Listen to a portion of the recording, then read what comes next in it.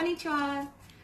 Today I'd like to tell you about my weekend trip to Nagasaki last weekend. I went with my friends Kinney and Lisa.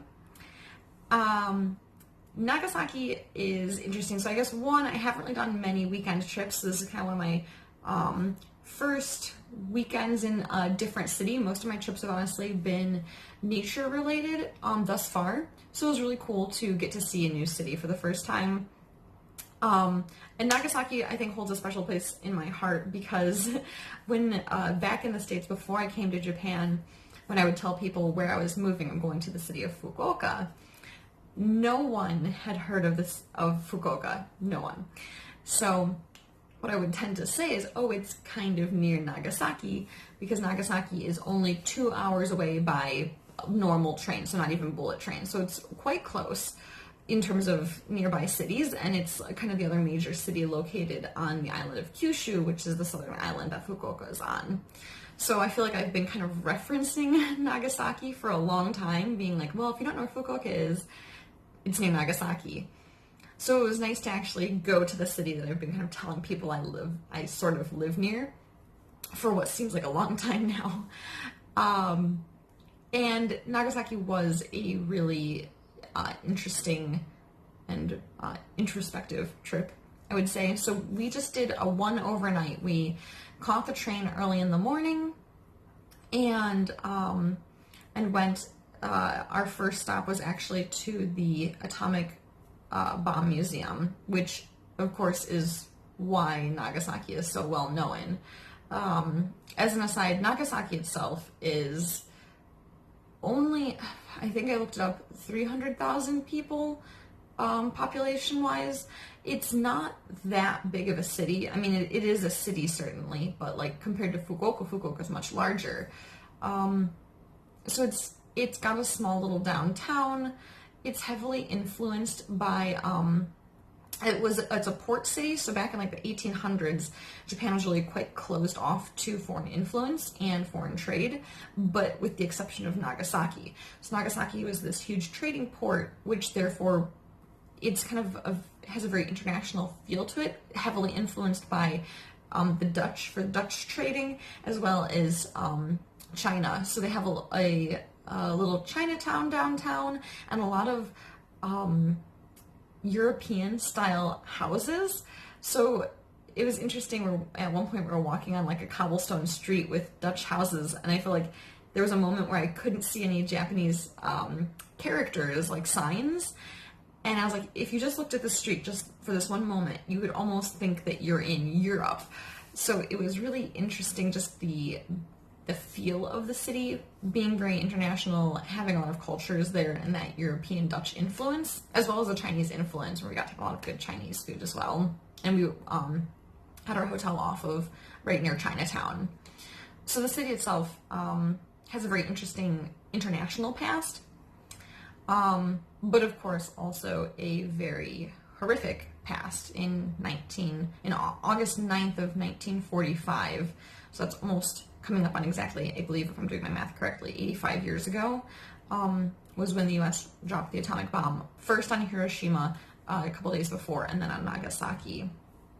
And so our first stop in our trip was to the Atomic Bomb Museum, which was very insightful. I learned about these things in school, middle school, years ago, but it's definitely different to be at that place and see it, and as an adult, more internalize it, and especially then after the museum, we went to the Peace Park, where it's the geolocated epicenter of where the bomb was dropped is located, and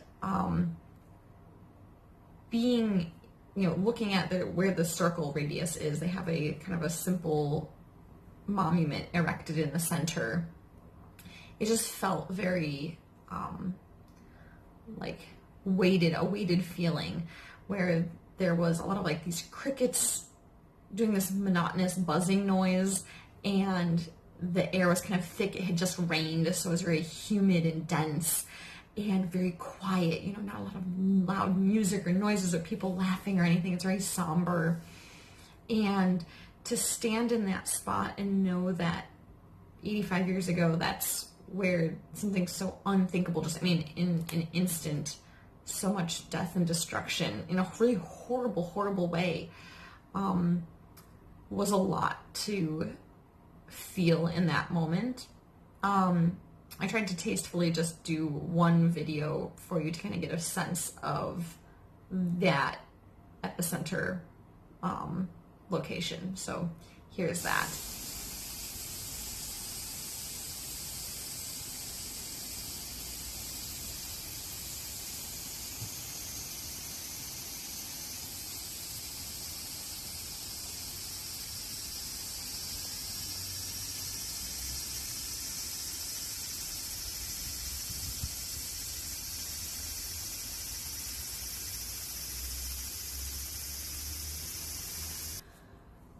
So after experiencing all of that, we went back into town and had a nice time exploring around the city, and in the evening went to this lookout, like observation point on a nearby mountain called Mount Inasa. We took a cable car up to the top at nighttime so you could see the whole city below. And I think that was also a very profound moment for me. One, I guess, because it was a very beautiful night sky. You've got this, Nagasaki is kind of inlaid as like a long strip between the mountains and the port, like the ocean. So it's just the layout of the city is a really genuinely nice cityscape at night. However, I think having seen the Atomic Bomb Museum and kind of photos of everything earlier that day, and seeing the city was just entirely flattened, just nothing in like a 1 kilometer radius, everything was just gone, decimated. And to see the city nowadays, it blows my mind how fast a whole city can be built, basically, in less than one generation. It's this bustling, beautiful city with this amazing night view. And if you didn't know anything else just from that lookout point, you'd be like, wow, what a nice city. You could never tell. It's so crazy. I think it's a testament of human will to keep on moving forward. And so I think the things that I took away from this trip are, one, not to forget horrific pasts, especially in this day and age with a lot of our treaties on denuclearization up in question, that it's something we really need to remember. And secondly, just how humans are capable of so much evil, but also you've got the other side of it of you just have to keep on moving forward.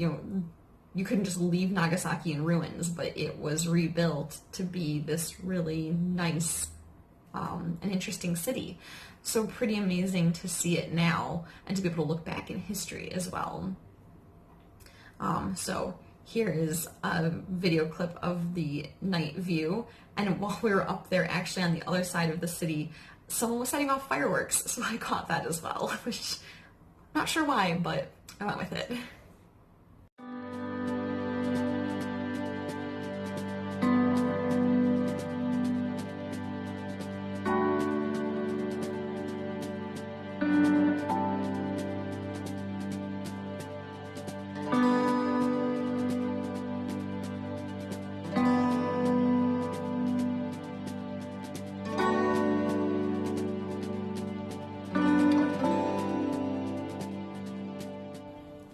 And then to wrap up on a more fun topic, after coming back from the night sky, well, I guess earlier in the day, we had checked into our hotel, which was actually a capsule hotel.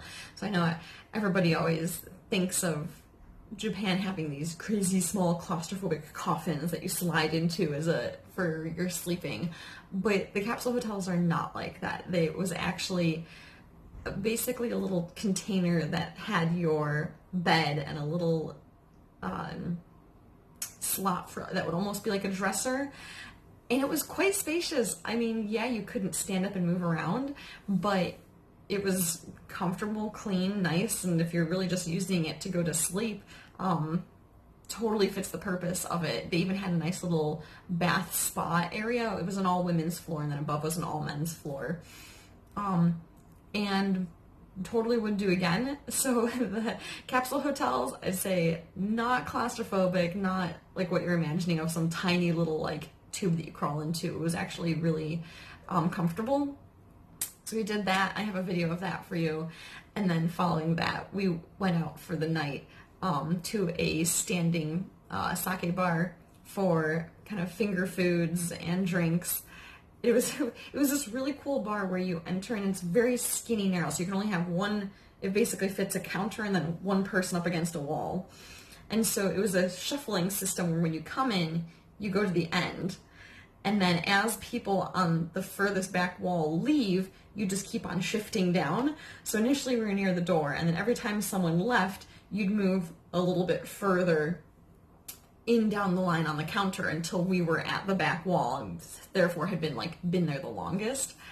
And it was cool because I feel like so many bars here are very clean and tidy, well put together, but I liked this bar had a more of like a dive bar feel to it. It was playing old jazz music, and there were all people could sign the walls, so I got to write my name on Sharpie on one of the top parts of the wall. And it was a really just fun atmosphere and way to spend the night. So I'll leave you with both of those clips. And to summarize, it was a really good weekend, and Nagasaki was a cool city. So yeah, there's to more traveling. All right, here we are in our capsule hotel.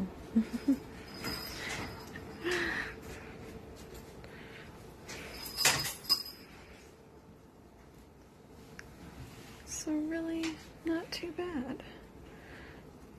Here's Lisa. Hello. I